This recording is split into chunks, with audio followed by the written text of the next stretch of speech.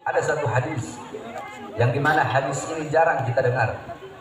Ketika saya membuka kitab Bughyatul Mustarsyidin, kitab fatwa daripada Habib Rahman dan masyhur, dalam kitab tersebut ada satu hadis yang jarang sekali kita dengar. Yakni bunyinya seperti ini. Qala Rasul sallallahu alaihi wasallam, "Man warrafa musliman faka'annama ahyahu, musliman aw mu'minan faka'annama ahyahu, faman qara'a tarikhahu faka'annama zarahu." Itu hadis jarang sekali kita dengar. Bahkan saya tidak pernah menemukan para penceramah-penceramah membawa hadis tersebut. Ini hadis kedudukannya dhaif. Akan tetapi hadis ini bisa dipakai dalam fadhailul amal, bisa dipakai dalam targhib ataupun tarhib. Yang bunyinya man warrafa musliman au kama qala mu'minan.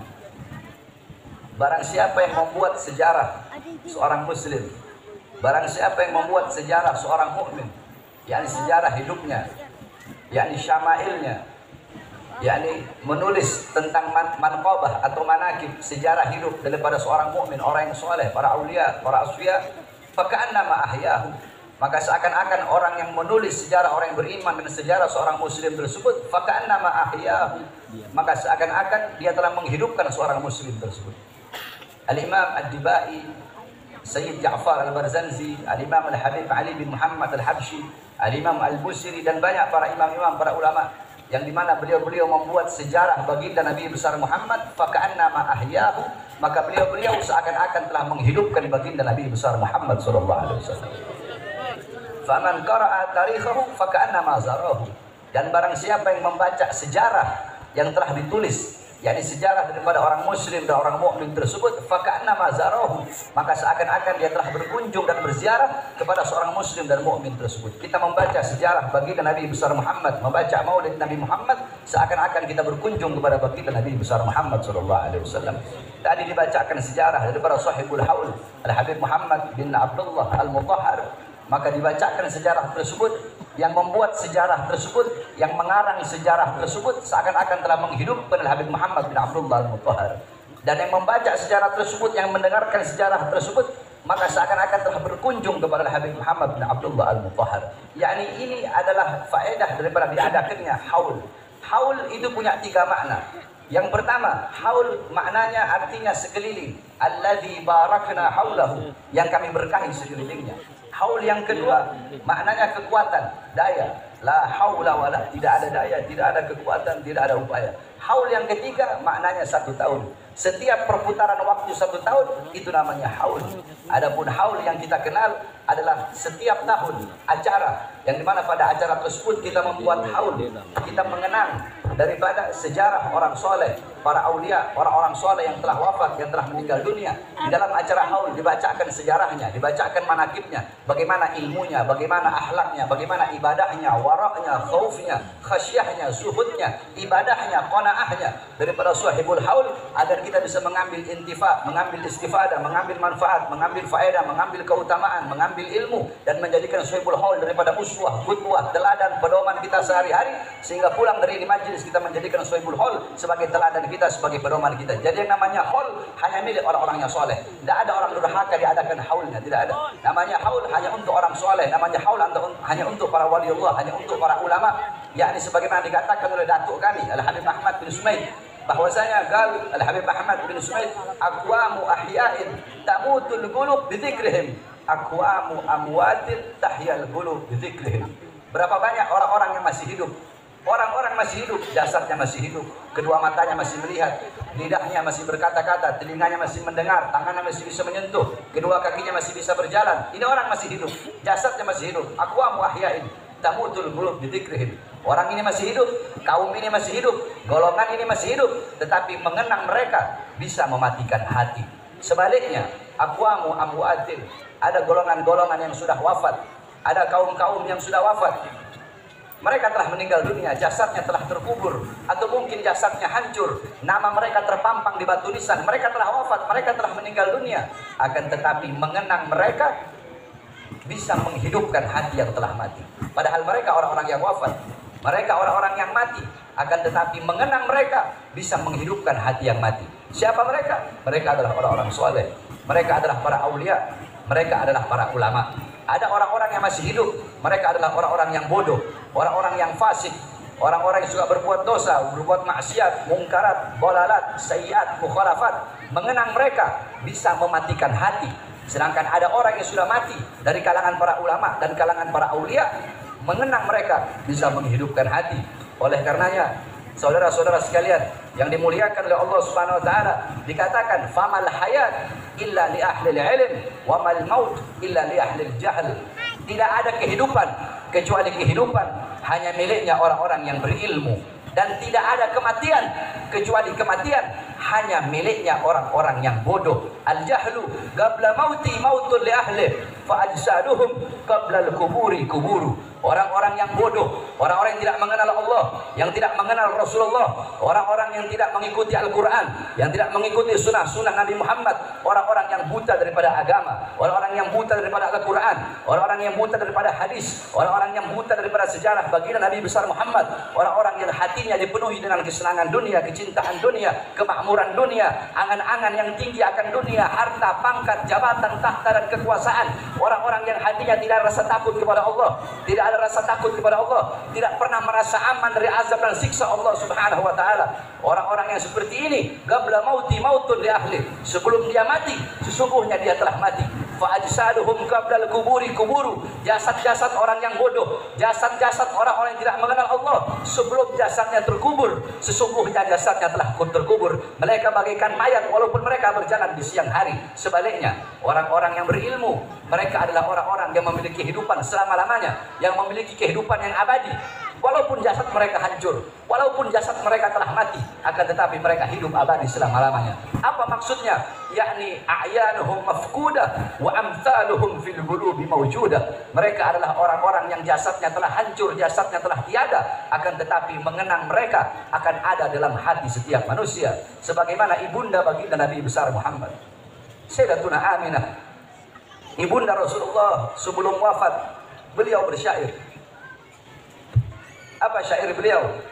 Kullu hayyin mayyit wa kullu jadidin bal wa kullu kibarin yafna ana mayyitatun fa dzikri bak. Ibunda Rasulullah Sayyidatuna Aminah, beliau bersyair sebelum wafat. Beliau berkata, kullu hayyin mayyit, segala yang hidup pasti akan mati. Sebagaimana firman Allah dalam Al-Quran, kullu man 'alaiha fan, kullu syai'in khaliqun illa wajha, kullu nafsin dha'iqatul maut. Segala yang berjiwa, yang bernyawa pasti akan mati. Segala sesuatu yang berada di atas bumi pasti hancur, pasti binasa. Segala sesuatu zat, wujud, bentuk apapun pasti akan hancur kecuali Allah Subhanahu wa taala. Ibunda Nabi mengatakan kullu hayyin mayyit, segala yang hidup pasti akan mati. Kullu jadidin bal, semua yang baru pasti akan usang. Pakaian barumu tidak akan baru selama-lamanya. Baju barumu tidak akan baru selama-lamanya. Mobil, rumah barumu, mereka tidak akan baru selama-lamanya. Daun-daun yang hijau akan ada masanya, waktunya dia menguning. Ketika dia menguning, dia gugur jatuh dari tangkainya. Segala sesuatu yang baru pasti akan usang. Tidak akan mereka baru selama-lamanya. Kullu hayyin mayyit wa kullu jadidin wal wa kullu kibarin yafna. Semua orang tua pasti hancur. Semua orang tua pasti binasa. Semua orang tua pasti mati. Ana mayyitatun, kata ibu Rasulullah Sayyidatuna Aminah, aku sebagai orang tua, aku nanti bakal jadi mayat. Aku sebagai ibu, aku nanti bakal mati. Ana mayyitatun fadzikri bak, aku nanti mati, aku nanti jadi mayat. Fadzikri bak, tetapi mengenang aku akan abadi selama-lamanya. Kenapa? Faqad taraktu khaira wa waladtu tuhra, karena aku telah meninggalkan kebaikan, aku telah meninggalkan anak yang suci. Siapa kebaikan yang ditinggalkan oleh beliau? Baginda Nabi besar Muhammad. Siapa anak suci yang dilahirkan oleh beliau? Baginda Nabi besar Muhammad. Sehingga setiap orang yang mengenang Nabi Muhammad, maka tidak bisa dilepaskan daripada mengenang ibunda beliau, yaitu Sayyidatuna Aminah. Setiap orang yang mengingat Nabi Muhammad, tidak bisa dilepaskan daripada mengingat ibunda beliau, yaitu Sayyidatuna Aminah. Karena beliau adalah anak suci, kebaikan-kebaikan yang ditinggalkan oleh ibunda beliau. Maka seperti itu pula para ulama, para aslafun saleh. Mereka telah wafat, telah meninggal dunia, tetapi mereka hidup selama-lamanya. Karena mereka meninggalkan kebaikan, meninggalkan ilmu yang bermanfaat, dan meninggalkan kenangan-kenangan yang baik. Ilmu mereka, amal ibadah mereka akan selalu dikenang. Al-Imam Al-Habib Abdullah bin Alwi Al-Haddad, sahibur ratib. Beliau wafat, beliau meninggal ratusan tahun yang lalu, ribuan tahun yang lalu. Tetapi beliau sampai detik ini dan sampai akhir zaman, beliau hidup dalam nasihat diniyahnya, beliau hidup dalam hikam haddadnya, beliau hidup di dalam adab sulukul muridnya, beliau hidup dalam ratibul haddadnya, beliau hidup dalam birdul latifnya. Al-Imam Al-Ghazali radhiyallahu anhu wafat ribuan tahun yang lalu, sampai detik ini, sampai hari kiamat beliau hidup dalam Ihya Ulumuddinnya, hidup dalam Mukasyafatul Qulubnya, beliau hidup dalam Miyarul Ilmnya, beliau hidup dalam Al-Wajiz Al-Wasidnya, beliau hidup dalam kitab-kitab karangan beliau. Al-Imam Asy-Syabil Hasan Asy-Syadili wafat ribuan tahun yang lalu, sampai detik ini, sampai hari kiamat beliau hidup dalam Hizb Bahar Hizb Nasornya, beliau hidup dalam Sirrul Jalil fi Khawwasi Hasbunallah wa ni'mal wakilnya. Al-Imam Al-Habib Ali bin Muhammad Al-Habsyi wafat ratusan tahun yang lalu, sampai detik ini, sampai hari kiamat beliau hidup dalam Simtud Durarnya, beliau hidup dalam Mafatimus Sa'adahnya. Begitulah para ulama dan para aulia serta orang-orang soleh, walaupun mereka telah wafat, akan tetapi mengenang beliau-beliau kekal abadi selama-lamanya, karena beliau-beliau meninggalkan kebaikan-kebaikan dan kenangan-kenangan untuk kita semua. Di Pontianak, siapa yang tidak mengenang, siapa yang tidak mengingat Sultan Abdurrahman Al-Ghadri? Beliau telah wafat ratusan tahun yang lalu, akan tetapi mengenang beliau akan abadi selama-lamanya, karena beliau meninggalkan kebaikan-kebaikan untuk kita semua. Oleh karenanya, saudara-saudara sekalian yang dimuliakan oleh Allah Subhanahu wa taala, nasihat saya yang terakhir di majlis-majlis taklim seperti ini, jadikan Sahibul Haul sebagai uswah kita, sebagai qudwah kita. Pulang dari ini majlis, bawa ilmu beliau, bawa waraknya beliau, bawa adabnya beliau, bawa khasyahnya beliau, bawa zuhudnya beliau, bawa qanaahnya beliau, bawa amar ma'ruf nahi mungkar, bawa jihadnya para ulama, bawa semangat beliau-beliau dalam membela agama Allah Subhanahu wa taala. Jadikan beliau-beliau sebagai teladan, pedoman kita dalam kehidupan kita sehari-hari. Qala Imam Malik muhibbal qaum bil haqqil jamaah. Imam Malik berkata, pecinta suatu kaum di akhirat akan dikumpulkan bersama orang yang ia cintai. Al-mar'u ma'a man ahab. Seseorang yang dikumpulkan bersama orang yang ia cintai. Man tasyabbaha biqaumin fahuwa minhum. Barang siapa yang menyerupai suatu kaum, maka dia akan dikumpulkan bersama kaum tersebut. Jika kita mengikuti para ulama, mengikuti para aulia, mengikuti orang-orang soleh, maka kelak di akhirat beliau-beliau dimuliakan oleh Allah, kita pun akan dimuliakan oleh Allah Subhanahu wa taala. Beliau-beliau dicintai oleh Allah, maka kita pun pasti akan mendapatkan kecintaan dari Allah Subhanahu wa taala. Beliau-beliau selamat di dunia, selamat di akhirat, kita pun akan selamat di dunia dan selamat di akhirat. Beliau-beliau selalu dalam pandangan Allah, kita pun selalu dalam pandangan Allah. Tetapi jika di dunia yang kita ikuti adalah orang-orang yang durhaka, orang-orang yang fasik, orang-orang barat, orang-orang kafir, orang-orang yang lupa kepada Allah, yang tidak mengenal Allah, tidak mengenal Rasulullah, di akhirat mereka jauh dari Allah, jauh dari Rasulullah, kita pun jauh dari Allah, jauh dari Rasulullah. Mereka mendapatkan murka Allah, murka Rasulullah, kita pun akan mendapatkan murka Allah dan murka Rasulullah sallallahu alaihi wasallam. Oleh karena sekali lagi saya wasiatkan khususnya kepada pemuda-pemudi Islam Pontianak, jadikan para ulama, orang-orang soleh, para aulia, para wali Allah, orang-orang yang berilmu sebagai teladan, sebagai uswah, sebagai qudwah. Jangan jauh dari majlis-majlis taklim seperti ini, dari majlis-majlis ilmu, dari majlis-majlis sholawat seperti ini. Sebab kelak di akhirat, perhatikan, kelak di akhirat jarak jauh atau dekatnya kalian dengan Nabi Muhammad, jarak jauh atau dekatnya kalian di akhirat dengan Nabi Muhammad itu menurut kadar kedekatan atau jauhnya kalian di dunia dari warisan Nabi Muhammad SAW. Nabi Muhammad tidak mewariskan harta, pangkat, jabatan, tahta atau kekuasaan, tapi warisan Nabi Muhammad adalah majlis-majlis ilmu, majlis-majlis zikir. Para ulama, mereka lah pewaris Nabi Muhammad, penyambung lidah Nabi Muhammad, penerus perjuangan Nabi Muhammad, pemegang tongkat estafet perjuangan Nabi Muhammad.